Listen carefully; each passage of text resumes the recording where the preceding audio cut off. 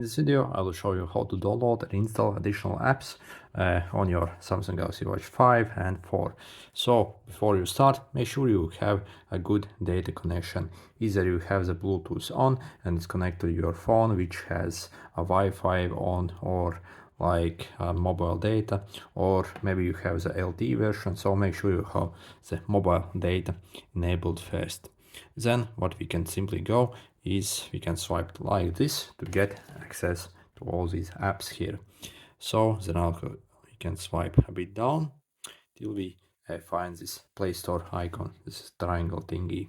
So you can click on that, and the first time you launch it, it might ask you to sign in into account, basically, if you haven't already done that. Then we can simply search for any apps we want here.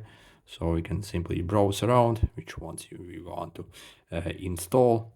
So as you see, there are lots of different flashlights and either like all kinds of different apps here, basically, which you can install.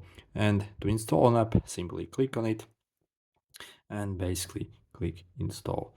Some apps also require you to install the mobile app, so you have to install the app also on your phone. So as you see, it will start the download. It will basically install it shortly on your watch. Then also once where to find basically this app.